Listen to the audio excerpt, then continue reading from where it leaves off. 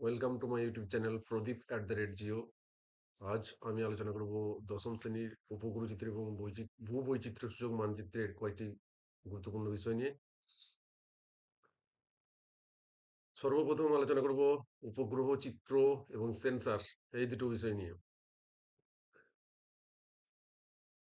তারপর আলোচনা করব ইএমআর বা ইলেকট্রোম্যাগনেটিক রেডিয়েশন বা তড়িৎচুম্বকীয় বিকিরণ। এরপর আলোচনা করব প্ল্যাটফর্ম। তারপর আলোচনা করব ব্যান্ড। সবশেষে আলোচনা করব সোয়াথ বা পথ প্রশস্ত নিয়ে। সর্বপ্রথম চলে যাব উপগ্রহ চিত্র এবং সেন্সার, এই যে দুটো বিষয় এইগুলো নিয়ে। উপগ্রহ চিত্র মহাকাশে প্রেরিত যে বিভিন্ন কৃত্রিম উপগ্রহ পাঠানো হয়, তাতে যে সেন্সার বা ক্যামেরা বসানো হয়, উচ্চ ক্ষমতা সম্পন্ন যে ক্যামেরা, সেটা হচ্ছে সেন্সার। তার সাহায্যে পৃথিবীর বিভিন্ন তথ্য সংগ্রহ করে যে চিত্র প্রস্তুত করা হয় তাকে উপগ্রহ চিত্র বা স্যাটেলাইট ইমেজ বলা হয়। অর্থাৎ আমরা মহাকাশে যে কৃত্রিম উপগ্রহগুলি পাঠাই, সেখানে যে সেন্সার থাকে, সেই সেন্সার পৃথিবীর পৃষ্ঠের যে বিভিন্ন তথ্য সেগুলি সংগ্রহ করে যে চিত্র প্রস্তুত করে তাকেই উপগ্রহ চিত্র বা স্যাটেলাইট ইমেজ বলা হয়। এই যে চিত্র পাঠায় উপগ্রহ চিত্রের যে ইয়ে কৃত্রিম উপগ্রহের যে সেন্সার বা ক্যামেরাতে, সেগুলো সাধারণত ফটো ইমেজ আকারে থাকে না, সেগুলো ডিজিটাল ফরম্যাটে থাকে, অর্থাৎ সংখ্যার আকারে থাকে। এরপর সেটিকে কম্পিউটারের সাহায্যে বিশ্লেষণ করে তা চিত্র বা ফটো ইমেজে পরিণত করা হয়। যাই হোক, আমরা সর্বপ্রথম জেনে নেব এই সেন্সর বা ক্যামেরা সম্পর্কে। সেন্সর বা ক্যামেরা, এটা একটা ডিভাইস বা যন্ত্র যা মহাকাশ থেকে ভূপৃষ্ঠের কোনো নির্দিষ্ট লক্ষ্যবস্তুর দ্বারা প্রতিফলিত আলোক তরঙ্গ গ্রহণ করে ওই বস্তুর বৈশিষ্ট্য তুলে ধরতে সাহায্য করে। প্রতিফলিত আলোক তরঙ্গ, এটা মানেই হচ্ছে ইএমআর বা ইলেকট্রোম্যাগনেটিক রেডিয়েশন। অর্থাৎ সূর্যরশ্মি থেকে আগত যে রশ্মি, সেটা ভূপৃষ্ঠের কোনো বস্তুর উপর পড়লে সেখান থেকে যে রশ্মিটা প্রতিফলিত হয়, সেটাই হচ্ছে প্রতিফলিত আলোক তরঙ্গ বা ইএমআর। সেই প্রতিফলিত আলোক তরঙ্গ সেন্সার গ্রহণ করে বস্তুর বৈশিষ্ট্য তুলে ধরে। এই সেন্সারের যে বিভিন্ন টাইপ বা ধরনগুলো একটু দেখে নেব। সেন্সারগুলো দুই ধরনের হয়, মানে দুই ধরনের দুই প্রকৃতির হয়ে থাকে: প্রতিকৃতি উৎপাদনকারী আর প্রতিকৃতি অনুৎপাদনকারী। অর্থাৎ যেগুলো ছবি উৎপাদন করতে পারে, আর এটা হচ্ছে ছবি উৎপাদন করতে পারে না। Image forming are not image forming. Image forming যে সেন্সার, সেগুলিকে আবার দুটি ভাগে ভাগ করা হয়: সক্রিয় সেন্সার এবং নিষ্ক্রিয় সেন্সার। সর্বপ্রথম জেনে নেব সক্রিয় সেন্সার সম্পর্কে। সক্রিয় সেন্সর বা অ্যাক্টিভ সেন্সর, অর্থাৎ যে সমস্ত সেন্সরগুলি কোনো বস্তু বা উপাদানের তথ্য সংগ্রহের সময় সৌরশক্তির উপর নির্ভর করে না, নিজের দেহ থেকে আলোক তরঙ্গ পাঠিয়ে তারই প্রতিফলন সংগ্রহ করে, সেগুলিকে সক্রিয় সেন্সর বলা হয়।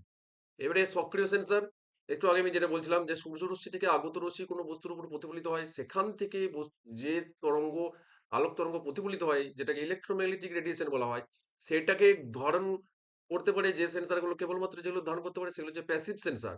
কিন্তু রাত্রিবেলায় আমাদের সূর্য থাকে না, তাহলে সেই সময় তথ্য সংগ্রহ করা যাবে না। সেই জন্য কি হয়, এই অ্যাক্টিভ সেন্সার তৈরি করা হয়েছে। অর্থাৎ সেন্সারের মধ্যেই একটা ডিভাইস লাগিয়ে দেওয়া হয়, যেখান থেকে আলোক তরঙ্গ এসে বস্তুর উপর প্রতিফলিত হয় এবং সেখান থেকে বস্তু থেকে প্রতিফলিত যে তরঙ্গ, সেগুলো সংগ্রহ করতে পারে। অর্থাৎ এগুলি দিন রাত উভয় সময়ই তথ্য সংগ্রহ করতে পারে।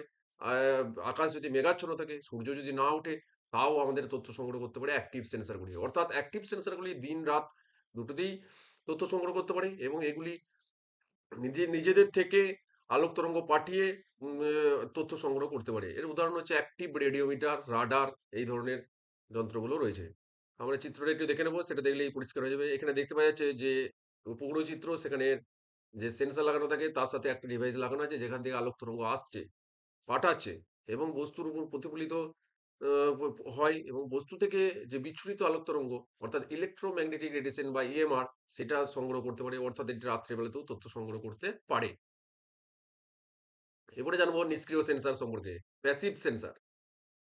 নিষ্ক্রিয় সেন্সার কোনগুলো? যে সেন্সারগুলি কোনো বস্তু বা উপাদানের তথ্য সংগ্রহের জন্য সৌরশক্তি প্রতিফলনের উপর নির্ভর করে থাকে, সেগুলিকে নিষ্ক্রিয় সেন্সার বলে। অর্থাৎ যেগুলো সৌরশক্তির উপর নির্ভর করে থাকে, কেবলমাত্র দিনের বেলায় তথ্য সংগ্রহ করতে পারে, সেগুলো হচ্ছে নিষ্ক্রিয় সেন্সার। আর যেগুলো দিন রাত দুটো সময়েই তথ্য সংগ্রহ করে, সেগুলোকে বলা হচ্ছে অ্যাক্টিভ সেন্সার। এগুলি রাত্রে বা অন্ধকারাচ্ছন্ন স্থানে তথ্য সংগ্রহ করতে পারে না।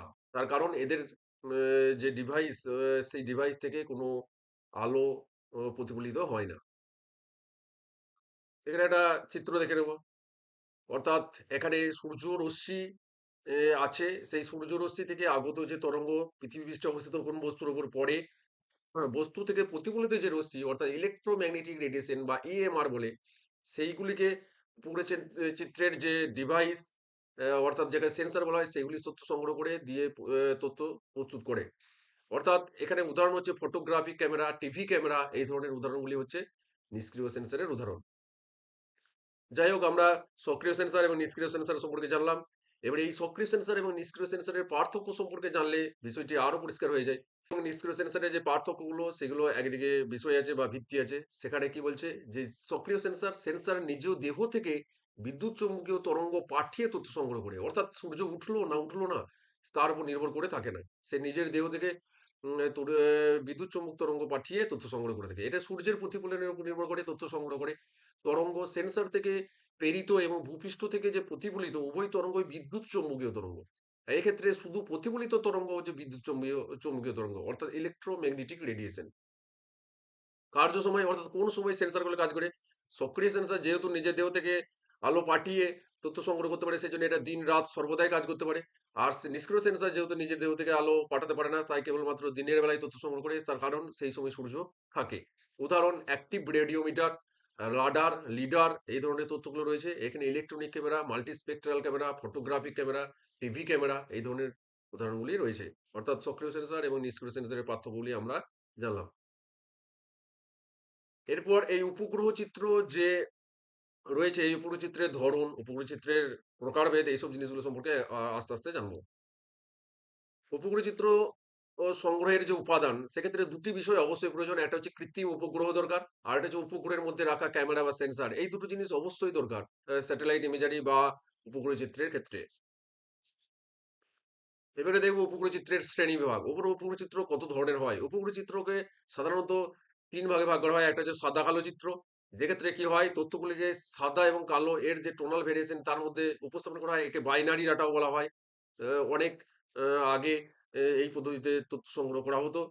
তারপর রয়েছে ধূসর উপগ্রহ চিত্র, অর্থাৎ গ্রে কালারের বিভিন্ন শেডের দ্বারা বিভিন্ন বস্তুকে পৃথকীকরণ করা হয়, সেটা হচ্ছে ধূসর উপগ্রহ চিত্র। আর একটা হচ্ছে মাল্টি স্পেকট্রাল স্যাটেলাইট ইমেজারি, অর্থাৎ এখানে বলা হয় যে রামধনুর মধ্যে আমরা যে সাতটা রং দেখি, বা সূর্যের আলো প্রিজমের মধ্য দিয়ে গেলে যে সাতটি রং পরিণত বিশ্লেষিত হয়, বেনিয়া সহ কলা হিসাবে ইংলিশে ভিবজিওর বলা হয়, সেই সাতটি কালারে যখন উপস্থাপন করা হয়, তখন সেটাকে বলা হয় মাল্টি স্পেকট্রাল উপগ্রহ চিত্র বা বহু বর্ণালী উপগ্রহ চিত্র। এটির আবার দুটি ধরন আছে। একটা হচ্ছে ট্রু কালার কম্পোজিট, আর হচ্ছে false colour composite. True colour অর্থাৎ বাস্তবে কোনো বস্তু বা বিষয় যে ধরনের কালার হয়, সেই কালারেই যদি উপগ্রহ চিত্র উপস্থাপন করা হয়, তাকে বলা হয় ট্রু কালার কম্পোজিট। আর যদি কি হয়, বাস্তবের কালারকে ব্যতি রেখে অর্থাৎ ছেড়ে যদি অন্য কালারে উপস্থাপন করা হয়, তখন তাকে বলা হয় true colour composite, false colour composite. True colour এবং ফলস কালার কম্পোজিট এগুলো সম্পর্কে ডিটেলে জানবো। ট্রু কালার কম্পোজিট অর্থাৎ প্রকৃত রঙে উপস্থাপিত চিত্র। অর্থাৎ এটার পুরো নাম হচ্ছে ট্রু কালার কম্পোজিট। আর এটা হচ্ছে কি, উপগ্রহ চিত্রের প্রকৃত রং প্রতিস্থাপনের জন্য সাধারণত লাল, সবুজ এবং নীল, এই তিনটি রং হচ্ছে প্রাইমারি কালার বা প্রাথমিক রং বলা হয়, যেটাকে বলা হয় RGB, রেড, গ্রিন, ব্লু। এই তিনটি রঙের ব্যান্ড ব্যবহার করা হয়, এবং এর ফলে নীল বস্তু নীল ব্যান্ডে, লাল বস্তু লাল ব্যান্ডে এবং সবুজ বস্তু সবুজ ব্যান্ডের রঙেই দেখানো হয়। সেই জন্য এই ব্যবস্থা করা হয় ট্রু কালার কম্পোজিট। অর্থাৎ বাস্তবের যে রং, সেগুলোকে যখন সেইভাবেই দেখানো হয় উপগ্রহ চিত্রে, তখন তাকে বলা হয় ট্রু কালার কম্পোজিট।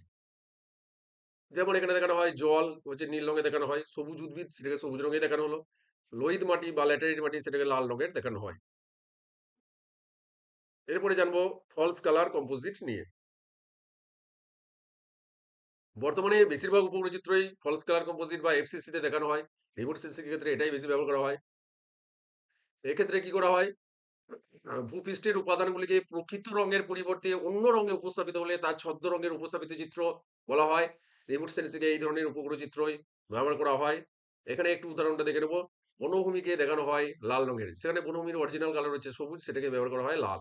তৃণভূমি, সেটাকে দেখানো হয় হালকা লাল রঙের, অর্থাৎ বনভূমি থেকে তুলনামূলকভাবে কম গাঢ়, সেই জন্য এটাকে কি হয়, হালকা লাল রঙে দেখানো হয়। জলাশয় দেখানো হয় নীল রঙের।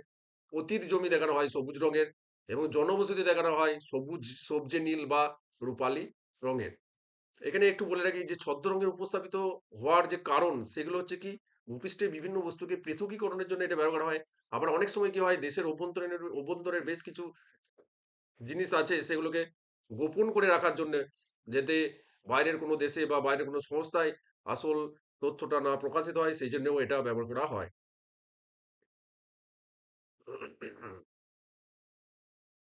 অর্থাৎ এখানে আমরা উপগ্রহ চিত্রের যে বিভিন্ন ধরনগুলো সেগুলো আমরা জানলাম। এরপর জানবো ইএমআর বা তড়িৎ চুম্বকীয় বিকিরণ, যেটা আমি আগেই বলছিলাম সেন্সারটা আলোচনা করার সময়। ইএমআর এর পুরো নাম হচ্ছে ইলেকট্রোম্যাগনেটিক রেডিয়েশন, তড়িৎ চুম্বকীয় বিকিরণ। অর্থাৎ সূর্যের আলো পৃথিবীর বিভিন্ন বস্তুসমূহে পড়ার পর সেই সকল বস্তু থেকে যে দৃশ্য বা অদৃশ্য বিকিরণ প্রতিভাত হয় অর্থাৎ প্রতিফলিত হয়, তাকে তড়িৎচুম্বকীয় বিকিরণ বা সংক্ষেপে ইএমআর বা ইলেকট্রোম্যাগনেটিক রেডিয়েশন বলা হয়। এখানে এই চিত্রটা দেখলে কিছুটা পরিষ্কার হয়ে যায়। সূর্যের যে রশ্মি, সেই সূর্য রশ্মি কি হয়, ভূপৃষ্ঠের উপর পড়ে, ভূপৃষ্ঠ থেকে বিভিন্ন যে বস্তু সেই বস্তু থেকে প্রতিফলিত হয়ে উপচিত্রের সেন্সারে গৃহীত হয়।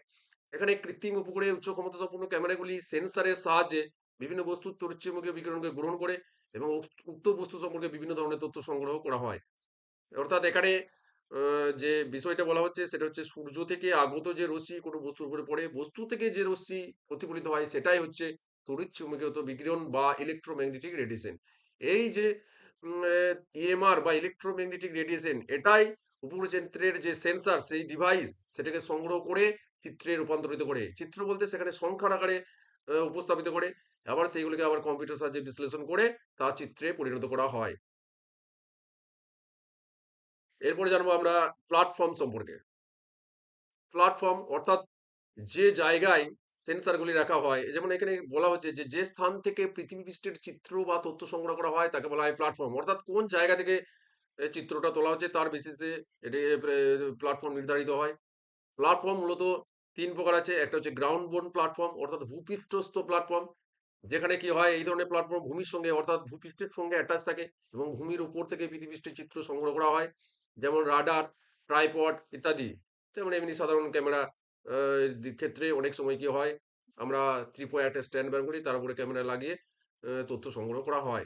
এরপরে যে বায়ুস্তুত প্ল্যাটফর্ম বা এয়ারবোর্ন প্ল্যাটফর্ম অর্থাৎ ভূপৃষ্ঠ থেকে 160 কিলোমিটারের মধ্যে বায়ুমণ্ডলের যে কোনো স্থান থেকে ক্যামেরার সাহায্যে পৃথিবীপৃষ্ঠের ছবি তোলা হয়, তখন তাকে বলা হয় বায়ুস্থিত প্ল্যাটফর্ম বা এয়ারবোর্ন প্ল্যাটফর্ম। যেমন এক্ষেত্রে ব্যবহার করা হয় বেলুন, বিমান, হেলিকপ্টার, অর্থাৎ এয়ার ফটোর ক্ষেত্রে এটা ব্যবহার করা হয়।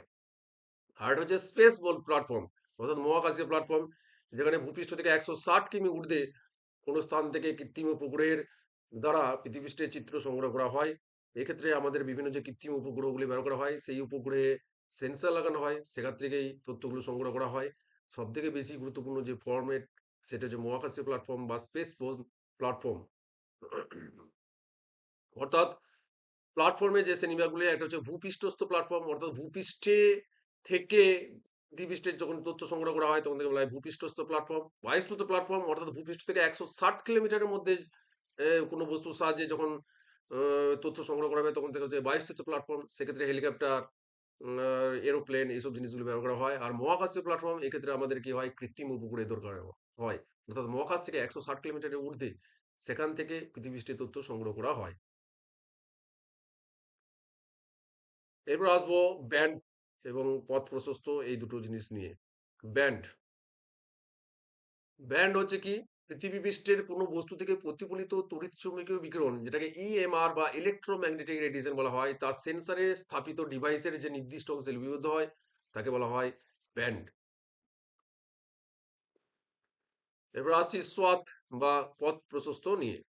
একটা উপগ্রহ চিত্র যখন পৃথিবীর চারিদিকে পরিভ্রমণ করে তখন আড়াআড়ি ভাবে একটা নির্দিষ্ট অক্ষ বরাবর মোট যে দূরত্ব অতিক্রম করে ভূপৃষ্ঠের তথ্য সংগ্রহ করে তাকে পথ প্রশস্ত বা সোয়াদ বলা হয়। এক্ষেত্রে একটা চিত্রটা দেখলে অনেকটা পরিষ্কার হয়ে যায়। অর্থাৎ এখানে দেখা যাচ্ছে যে একটা উপগ্রহ চিত্র ঘুরছে, উপগ্রহ চিত্র যখন ঘুরছে তার যে আড়াআড়ি বা চওড়া কতটা জায়গা জুড়ে সেটা ঘুরছে, কতটা জায়গার সে তথ্য সংগ্রহ করতে পারছে এবং সেটা উপস্থাপিত করতে পারছে, সেটাই হচ্ছে সোয়াথ। এখানে বিষয়টা দ্বিতীয় নম্বরে যে ছবিটা সেটা আরো পরিষ্কার হয়ে যাচ্ছে। অর্থাৎ আড়াআড়ি বা চওড়া যে ডিস্টেন্সটা, কতটা চওড়া জায়গা জুড়ে সে ঘুরছে, সেটাই হচ্ছে সোয়াথ বা পথ প্রশস্ত। যেমন বিভিন্ন উপগ্রহ চিত্রের ক্ষেত্রে বিভিন্ন রকম। যেমন ল্যান্ডস্যাট এর সোয়াত হচ্ছে 185 কিলোমিটার, অর্থাৎ এ যখন ঘুরে ল্যান্ডস্যাটের যে বিভিন্ন উপগ্রহগুলো আছে সেগুলো যখন ঘুরে তারা তখন কি হয়, চওড়া 185 কিলোমিটার এরিয়ার ছবি সে তথ্য সংগ্রহ করতে পারে। এটা হচ্ছে সোয়াত বা পথ প্রশস্ত। অর্থাৎ আমরা উপগ্রহচিত্র এবং ভূবৈচিত্র সূচক মানচিত্রের যে গুরুত্বপূর্ণ টপিক, উপগ্রহচিত্র, সেন্সার, তাদের ধরন, পার্থক্য, ইএমআর, প্ল্যাটফর্ম, বিভিন্ন ধরনের টাইপ, ব্যান্ড, পথ প্রশস্ত, এগুলি সম্পর্কে একে একে জানলাম। আবার সেই জন্য ততক্ষণ পর্যন্ত সকলকে অসংখ্য অসংখ্য ধন্যবাদ।